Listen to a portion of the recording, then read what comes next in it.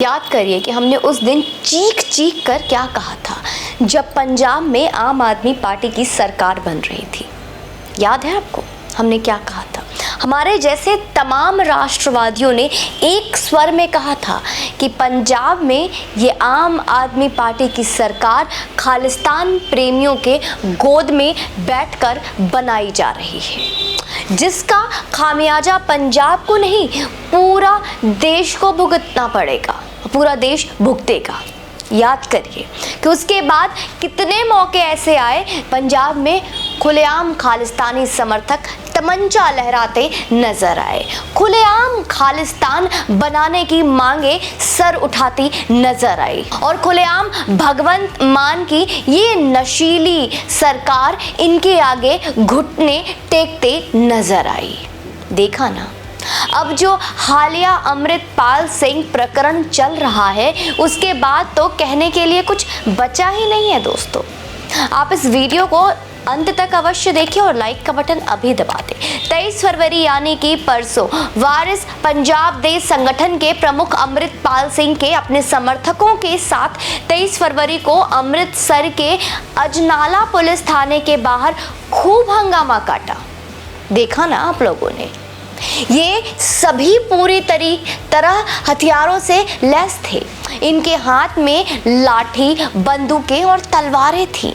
इन्होंने पुलिस के बैरिकेड्स भी तोड़ दिए और फिर जबरन पुलिस स्टेशन के अंदर घुस गए। ये सभी अपने एक साथी लवप्रीत तूफान की गिरफ्तारी का विरोध कर रहे थे, जिसे पुलिस ने एक किडनैपिंग केस में अरेस्ट किया था। दोस्तों, करीब आधे घंटे तक पुलिस और भीड़ के बीच झड़प होती रही और पुलिस को धमकी भी दी गई। नतीजा ये हुआ कि पुलिस आरोपी की रिहाई पर तैयार हो गई। अब आपको ये जानना चाहिए कि कौन है अमृतपाल सिंह, जिसका नाम मीडिया में यूं अचानक छा गया। सोशल मीडिया पर भी वो दिन भर ट्रेंड करता रहा, इसलिए अपना लुक जनरल सिंह भिंडरावाले जैसा बना रखा है।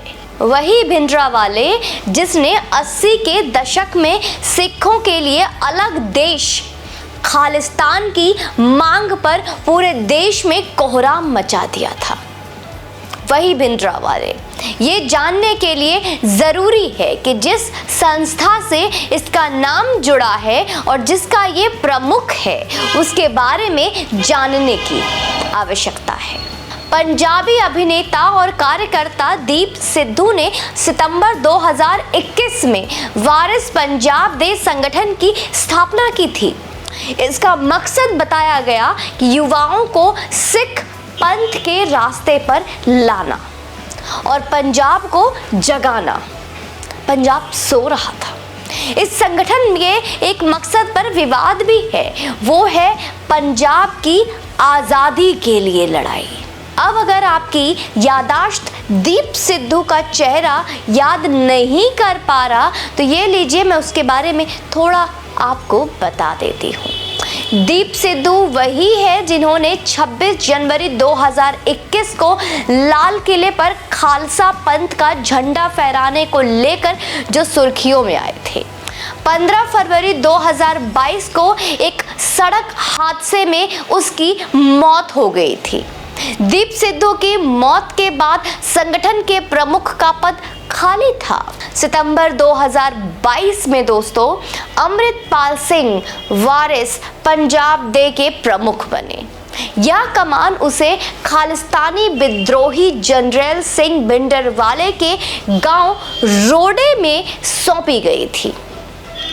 अमृतपाल सिंह खुद को खालिस्तानी आतंकी जनरल सिंह भिंडरावाले का अनुयायी होने का दावा करता है।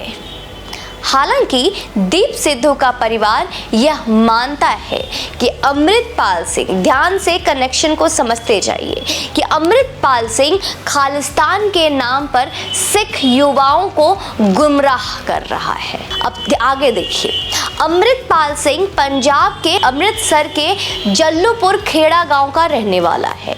उसने दोस्तों 12वीं तक की पढ़ाई की है। खालिस्तान भिंडरावाले और इससे जुड़ा तमाम ज्ञान उसने इंटरनेट की बदौलत हासिल किया। वह दुबई में रहकर ट्रांसपोर्ट का बिजनेस कर रहा था। पिछले साल सितंबर महीने में वह दुबई में पूरा कामकाज समेटकर वापस पंजाब आ जाता है। ताजपोशी पर अमृतपाल सिंह ने कहा था कि भिंडरावाले मेरी प्रेरणा है, मैं उनके बताए रास्ते पर चलूंगा, मैं उनके जैसा बनना चाहता हूँ, क्योंकि ऐसा हर एक सिख चाहता है। लेकिन मैं उनकी नकल नहीं उतार रहा, मैं उनके पैरों के धूल के बराबर भी नहीं हूँ। उसने आगे ये भी कहा था सनातनी दोस्तों कि मैं पंथ की आज़ादी चाहता हूँ, मेरे खून की हर एक कतरा इसके लिए समर्पित है। बीते समय में हमारी जंग इसी गांव से शुरू हुई थी, भविष्य की जंग भी इसी गांव से शुरू होगी। हम सभी अब भी गुलाम है, हमें अपनी आज़ादी के लिए लड़ना होगा। हमारा पानी लूटा जा रहा है, हमारे गुरु का अपमान किया जा रहा है। पंथ वास्ते जान देने के लिए पंजाब के हर एक युवा को तैयार रहना चाहिए, ऐसा उनका कहना था। अमृतपाल ने दीप सिद्धू कौमी शहीद बताया था। उसने कहा था कि हम जानते हैं उनकी मौत कैसे हुई, पूरी दुनिया जानती है कि एक्सीडेंट था, उन्हें किसने मारा है, ऐसा भड़काया गया। ये तो हुआ अमृतपाल सिंह का परिचय दोस्तों। और अब इसका डर और पंजाब पुलिस के नकारेपन के बारे में भी जाते जाते सुन लीजिए, ये भी जानना बहुत आवश्यकता है आपके लिए। अमृतपाल सिंह के करीबी लवप्रीत सिंह तूफानी को आखिरकार जेल से छोड़ दिया गया है। अजनाला कोर्ट के आदेश के बाद उसे अमृतसर जेल से रिहा कर दिया गया है। अमृतपाल सिंह के मामले में पंजाब पुलिस क्यों बैकफुट पर दिखी पता है आपको? अमृतपाल और उसके समर्थक तलवार और बंदूकों के साथ थाने के अंदर घुस गए, लेकिन पुलिस क्यों हाथ पर हाथ धरे बैठी रही? क्या पुलिस के पास बंदूकें नहीं थी? ये सब ऐसे सवाल हैं जिन पर पंजाब पुलिस कटघरे में है आज। आखिर पंजाब पुलिस की क्या मजबूरी थी? कानून अपने हाथ में लेने वाले अमृतपाल और उसके समर्थकों पर कोई एक्शन आखिर क्यों नहीं हुआ? कई सवाल तो उठेंगे ना। पंजाब पुलिस के एएसपी हरपाल सिंह रंधावा ने एक न्यूज़ चैनल से बातचीत में कहा, उनकी बातचीत को भी सुन लीजिए। अजनाला थाने पर मौजूद पुलिस खड़ी रही क्योंकि अमृतपाल के समर्थकों के हाथ में बंदूक और तलवारों के साथ साथ पवित्र गुरु ग्रंथ साहिब भी थे। कल जो हुआ वो नहीं होना चाहिए था। पंजाब पुलिस अमृतपाल और उसके समर्थकों पर कोई जवाब कार्रवाई नहीं कर सकी क्योंकि अमृतपाल अपने साथ गुरु ग्रंथ साहिब लाया था। अगर हम कोई एक्शन लेते तो हालात और बिगड़ सकते थे। हम गुरु ग्रंथ साहिब का आदर करते हैं, अपमान कैसे करते? मतलब हाथ में आप भगवत गीता जी लेकर किसी का खून कर दो। एसपी साहब तक ये संदेश जरूर पहुंचाएं कि पूरा राष्ट्र गुरु ग्रंथ साहिब जी का सम्मान और आदर करता है, लेकिन किसी भी आदरणीय की आड़ में अराजकता और ऐसी गुंडागर्दी की आगे अगर पुलिस घुटने टेक कर सार्वजनिक रूप से उसका जिक्र करती है तो यह असल में गुरु ग्रंथ साहिब का आदर नहीं, अपमान होगा। गुरु ग्रंथ साहिब की आड़ में पंजाब की नकारी पुलिस नहीं छिप सकती।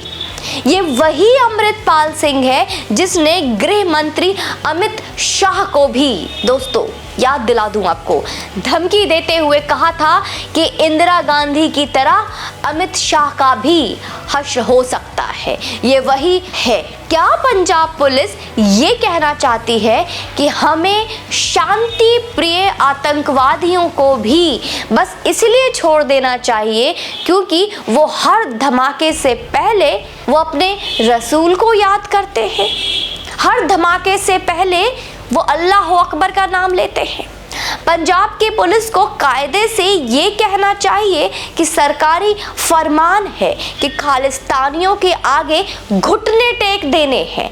सच तो बोलो, झूठ मूठ की दलील देकर हमारे गुरु ग्रंथ साहिब को क्यों बदनाम किया जाए। वो गुरु जो कि इतने बहादुर थे, आज उनको बदनाम किया जा रहा है। उनके आदर और सम्मान के नाम पर उनको अपमानित किया जा रहा है। आखिर क्यों? जय हिंद, वंदे मातरम।